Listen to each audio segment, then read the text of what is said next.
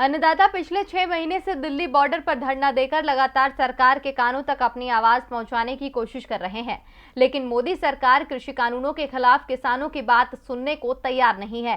इसीलिए अब किसानों ने भी कमर कस ली है, जिसकी तस्वीर आज दिल्ली बॉर्डर से सामने आ रही है, जहां उनकी आंखों में गुस्सा है, हाथों में झंडा है और जुबान पर मोदी सरकार के खिलाफ नारा है।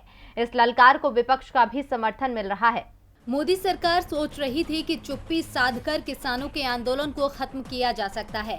अन्नदाता अपने आप ही अपनी आवाज को खामोश कर लेंगे और वापस अपने घरों को लौट जाएंगे, लेकिन सरकार ने जैसा सोचा था हुआ उससे उलट, क्योंकि दिल्ली बॉर्डर अब उस आंदोलन के गवाह बन गए हैं जहां पिछले 6 महीने यानी 180 दिनों से अन्नदाता धरना दे रहे हैं।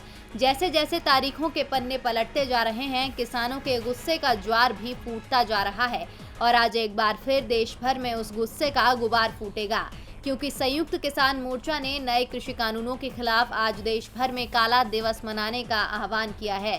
किसानों ने सभी देशवासियों से समर्थन मांगते हुए उन्हें अपने घर और वाहन पर काला झंडा लगाने और मोदी सरकार के पुतले जलाने की भी अपील की है। किसानों के इस आह्वान के मद्देनजर दिल्ली पुलिस भी सतर्क हो गई है।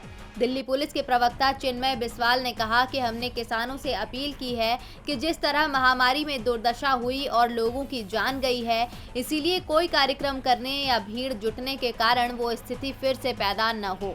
प्रदर्शन करने या लोगों को इकट्ठा करने की इजाजत नहीं है। उन्होंने कहा कि अगर कोई व्यक्ति गैर कानूनी काम करेगा या कोरोना नियमों को तोड़ने का प्रयास करेगा तो हम उस पर सख्त कार्रवाई करेंगे। अब पुलिस ने तो अपनी कमर कस ली है, लेकिन किसान खाकी के डर से खामोश नहीं बैठने वाले। सुबह से ही दिल्ली बॉर्डर पर अन्नदाताओं की अच्छी खासी तादाद देखी जा रही है। यहाँ तक कि अब तो कांग्रेस समेत 12 प्रमुख विपक्षी दलों ने भी किसानों का समर्थन किया है। अब जब मोदी सरकार अड़ियल रुख अपनाएगी तो विपक्ष तो उनका साथ देगा ही। 11 दौर की बातचीत में किसान लगातार अपना हक मांगते रहे, लेकिन सरकार टस से मस नहीं हुई।